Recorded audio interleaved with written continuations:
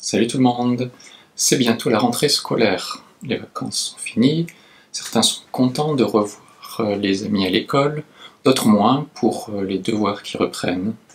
En tout cas, les activités reprennent, le sport, la musique, les activités artistiques, les cours pour les étudiants, le travail pour ceux qui travaillent. À l'église aussi, les activités reprennent. Certains sont déjà fatigués de toute la course que cela implique et du foisonnement des activités qui reprennent. Pour d'autres, en particulier les retraités, la vie continue comme avant, avec son lot de difficultés, notamment physiques, le corps qui se fane petit à petit, ou les difficultés sociales peut-être. C'est plus compliqué de voir du monde. Dans tous les cas, plongeons nos regards vers Dieu pour qu'il nous encourage en cette période. Le texte du jour est le psaume 131. Chant des montées de David. Éternel, je n'ai pas un cœur orgueilleux, ni de regard hautain, et je ne m'engage pas dans des projets trop grands et trop élevés pour moi. Au contraire, je suis calme et tranquille, comme un enfant sevré qui se trouve avec sa mère. Je suis comme un enfant sevré. Israël, mets ton espoir en l'Éternel, dès maintenant et pour toujours. Première partie, ni cœur orgueilleux, ni regard hautain. Ce psaume écrit par David, il y a environ 3000 ans, fait partie des chants des montées. Cet ensemble de psaumes qui était initialement récité lors de la montée vers Jérusalem pour s'approcher du temple de Dieu, pour le célébrer. C'est une préparation à la rencontre avec Dieu.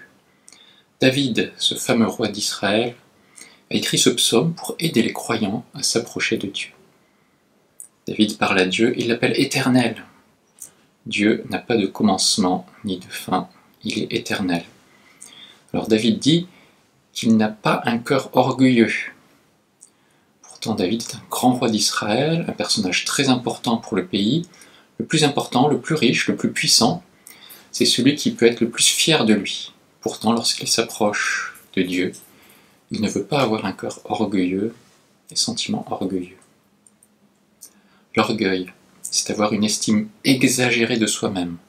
L'orgueil, c'est penser que l'on a plus de valeur que les autres. L'orgueil, c'est mépriser les autres, c'est sous-estimer les autres. On peut différencier l'orgueil de la fierté.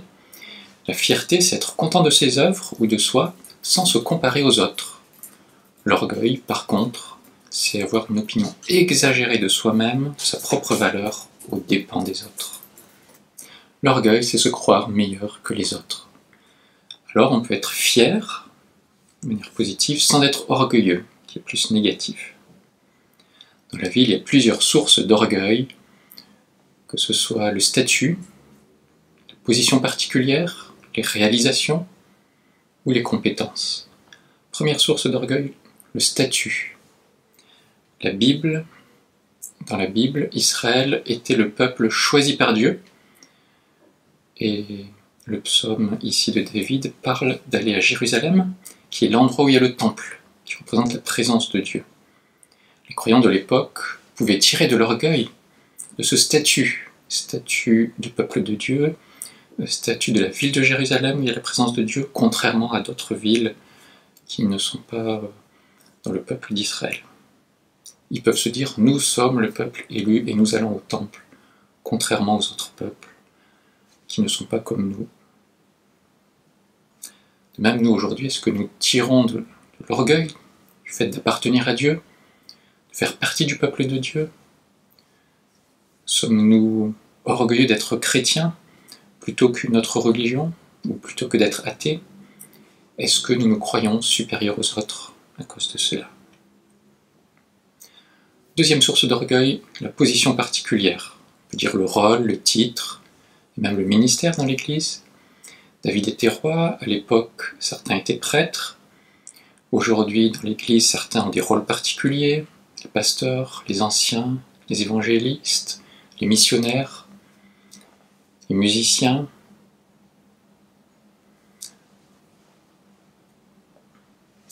Dans la société, certains sont médecins, élus, chefs d'entreprise, chefs d'équipe, chefs de quelque chose, ou font partie d'une entreprise renommée.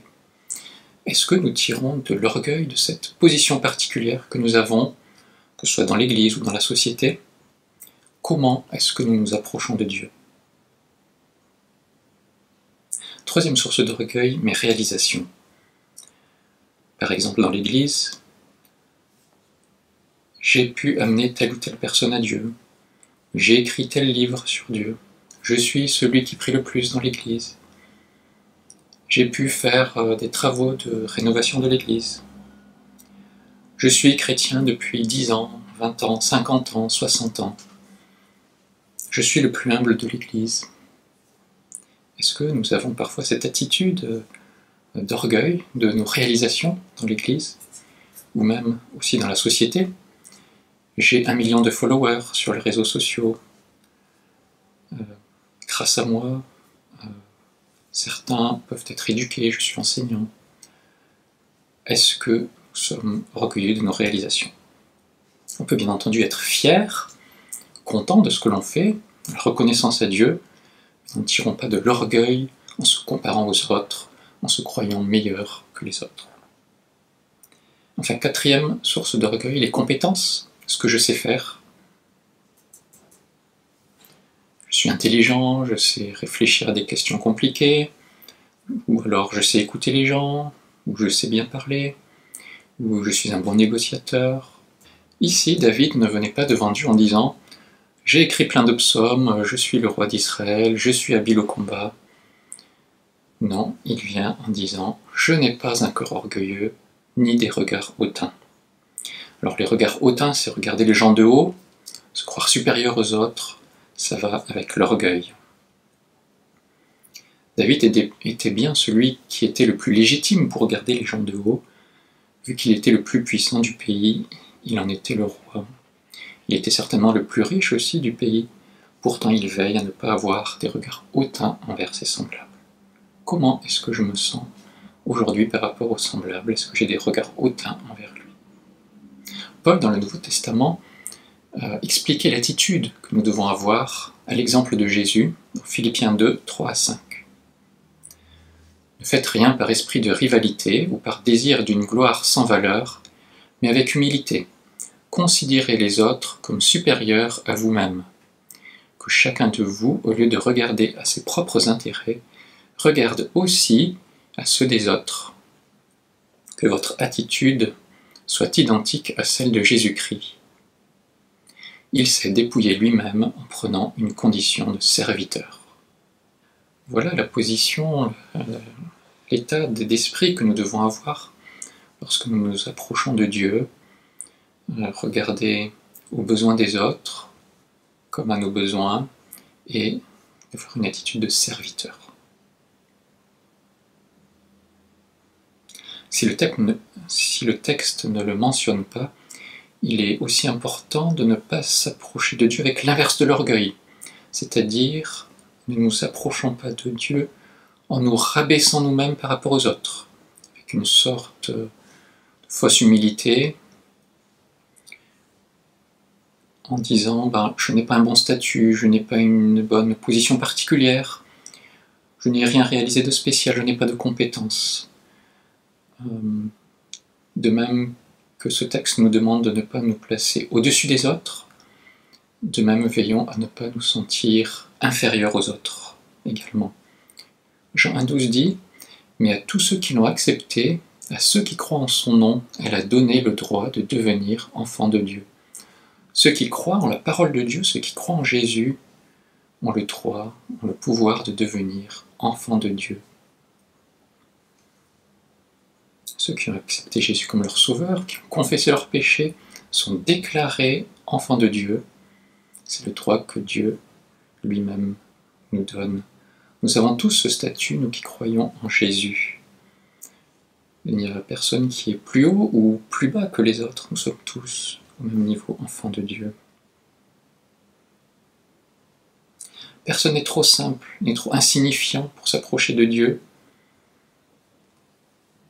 Même si certains n'ont pas fait de grandes études ou certains n'ont pas de travail, on ne peut pas venir devant Dieu en disant je suis moins que les autres. Si nous sommes enfants de Dieu, nous sommes tous à l'identique.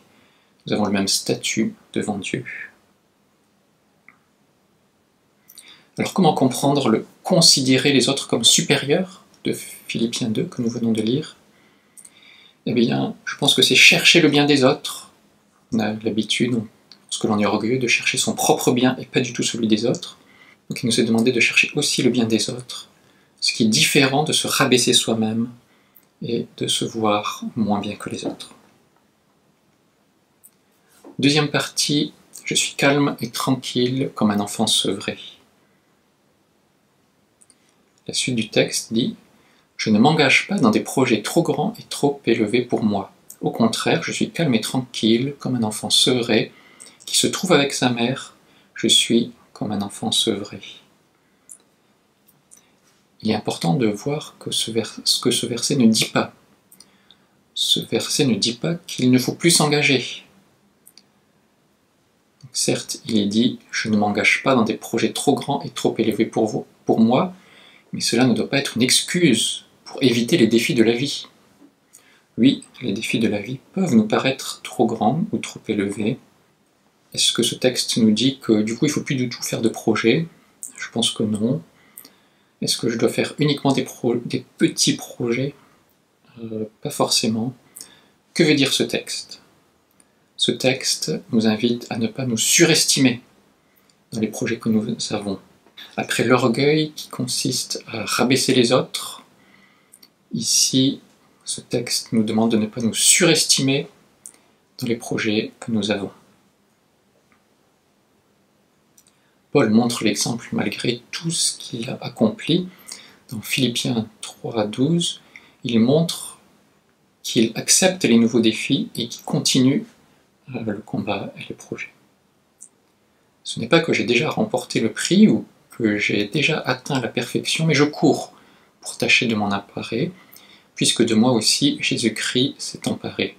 Frères et sœurs, je n'estime pas mon être moi-même déjà emparé, mais je fais une chose, oubliant ce qui est derrière et me portant vers ce qui est devant, je cours vers le but pour remporter le prix de l'appel céleste de Dieu en Jésus-Christ.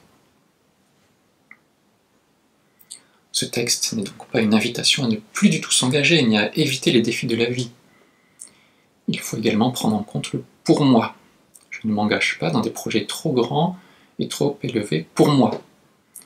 Dit autrement, le point de repère, ce n'est plus moi et ce que je veux faire, mais Dieu. Où est Dieu dans tout cela? D'ailleurs, si Dieu est avec moi, quel projet serait trop grand ou trop élevé pour Dieu? Rien n'est trop grand ou trop élevé pour Dieu. Paul, là encore, montre l'exemple. Dans ce qu'il fait, il ne compte pas sur ses propres compétences, sur ses qualités, mais il compte sur Dieu.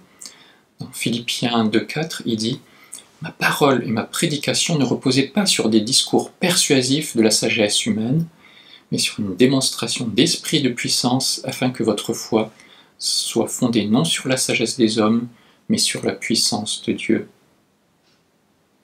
Voilà l'attitude à avoir dans nos projets, compter sur la puissance de Dieu qui agit en nous par son esprit, et non pas compter sur nos propres compétences humaines.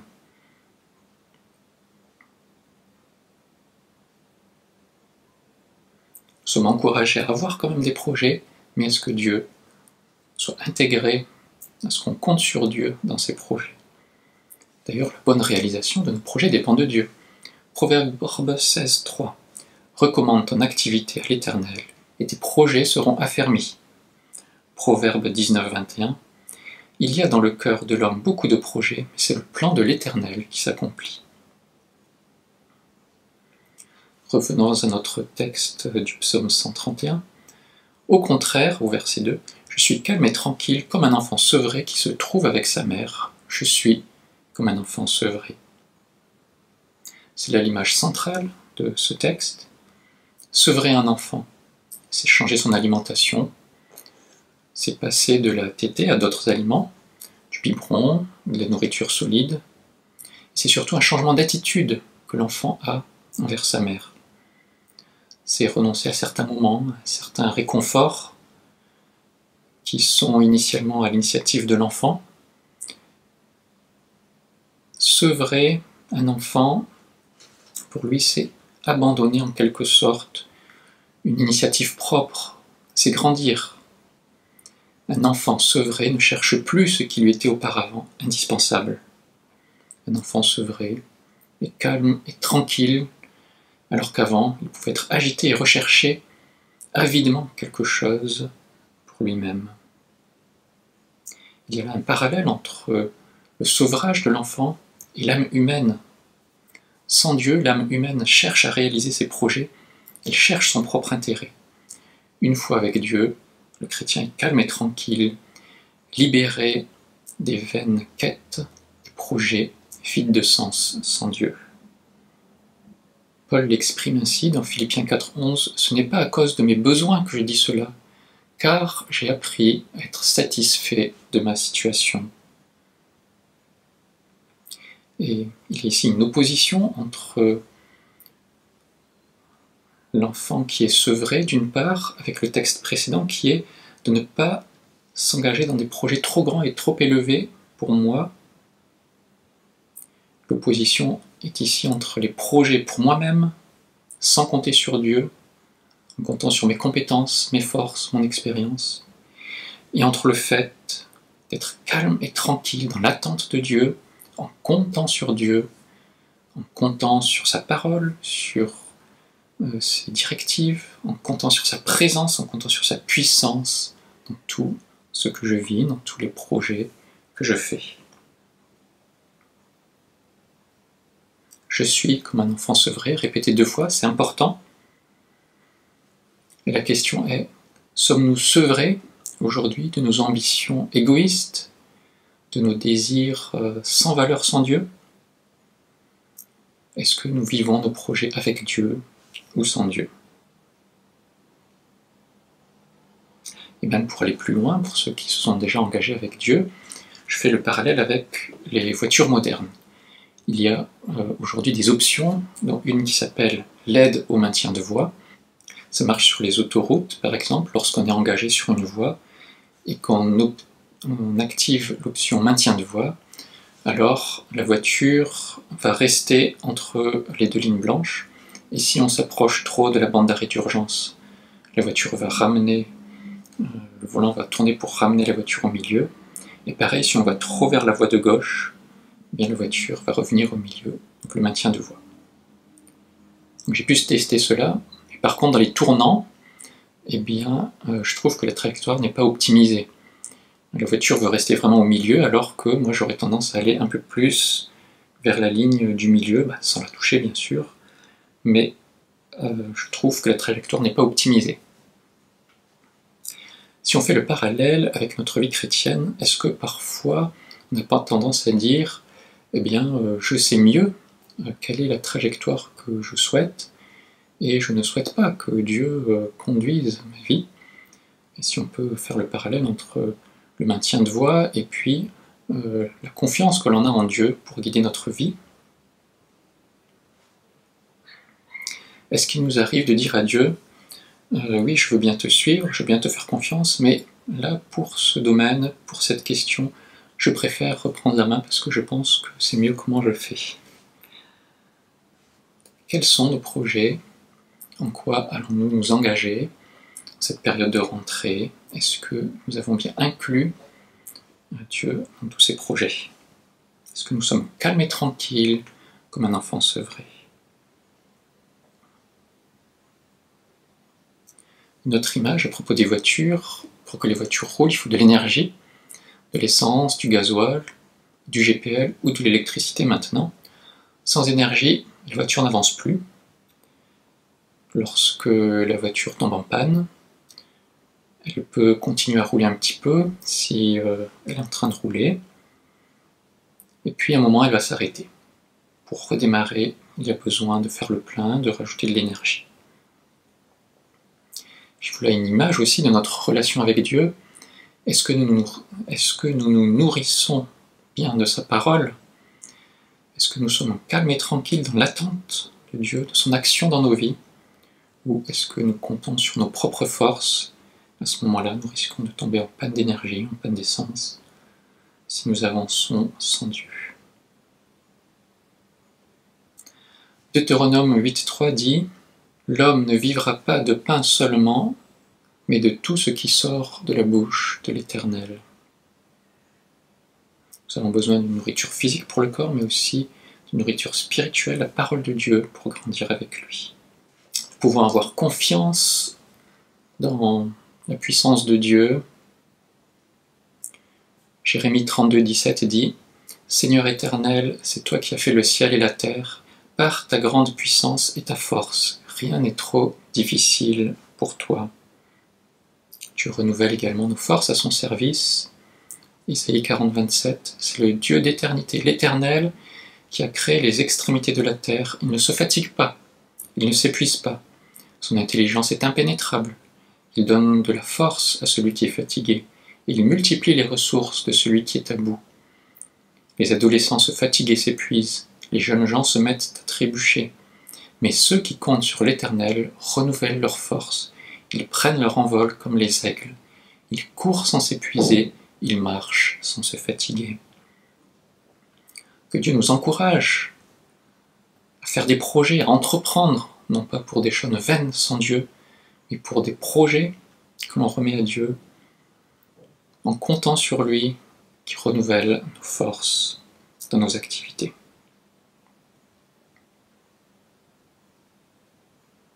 Nous pouvons avoir confiance en Dieu qui peut faire au-delà de tout ce que nous pensons ou imaginons, c'est ce que dit Éphésiens 3:20. Or, à celui qui peut faire par la puissance qui agit en nous, infiniment au-delà de tout ce que nous demandons ou pensons, à lui seul la gloire, etc. Il peut faire infiniment au-delà de tout ce que nous demandons ou pensons. Quel Dieu extraordinaire. Troisième partie maintenant, mon espoir est en l'Éternel. C'est le verset 3. Israël, mets ton espoir en l'Éternel, dès maintenant et pour toujours. Dans le psaume, le roi David s'adresse à ses lecteurs, il s'adresse à Israël, c'est-à-dire le peuple de Dieu. Il est donc dit, peuple de Dieu, mets ton espoir en l'Éternel. L'espoir, c'est avoir confiance en Dieu. C'est attendre en sachant que Dieu va agir. L'espoir, c'est compter sur Dieu. En qui est-ce que tu comptes? En qui est-ce que tu places ton espoir? En toi-même, en Dieu. David espérait en l'Éternel. Plus tard, Jésus est venu, il a donné l'espoir. En venant sur la terre, Jésus est mort, il est ressuscité pour ceux qui croient en lui, pour que ceux qui croient en lui aient la vie éternelle. Jean 11, 25. Jésus dit, c'est moi qui suis la résurrection et la vie. Celui qui croit en moi vivra même s'il meurt. Et toute personne qui vit et croit en moi ne mourra jamais. Crois-tu cela? Voilà l'espoir des croyants. Déjà annoncé, espéré par David, réalisé par Jésus lorsqu'il est venu sur la terre. C'est l'espoir de ce qui va encore venir. Celui qui croit en moi vivra, dit Jésus, même s'il meurt. Nous pouvons mettre notre espoir en l'Éternel pour nos projets, ce que nous allons vivre sur cette terre. Nous pouvons mettre notre espoir en l'Éternel pour la vie à venir. Dans ce texte, il est dit également « Mets ton espoir en l'Éternel dès maintenant et pour toujours ». Dès maintenant et pour toujours, l'espoir commence aujourd'hui, c'est pour le présent et pour le futur. Alors, lorsqu'on est chrétien, on peut avoir tendance à mettre notre espoir dans le passé, dans ce que Jésus a fait dans le passé. Donc certes, c'est important, mais il y a aussi, regardez, pour le présent, ce que je vis aujourd'hui, et pour le futur, ce que je vais vivre demain. Certes, Dieu a pu agir dans ma vie dans le passé, il a pu faire des choses extraordinaires dans ma vie. Que va-t-il faire aujourd'hui? Que va-t-il faire demain? Mets ton espoir en l'Éternel, dès maintenant et pour toujours. En conclusion, soyons calmes et tranquilles comme un enfant sevré. Cette période de rentrée, dans mes activités, dans tout ce que je vais vivre, dans le travail, dans l'éducation, dans l'église. Quel regard est-ce que j'ai sur les autres et dans la société? Est-ce que je suis orgueilleux? Est-ce que j'ai du regard hautain pour les multiples raisons que nous avons vues? Ou alors, est-ce que je me sous-estime par rapport aux autres?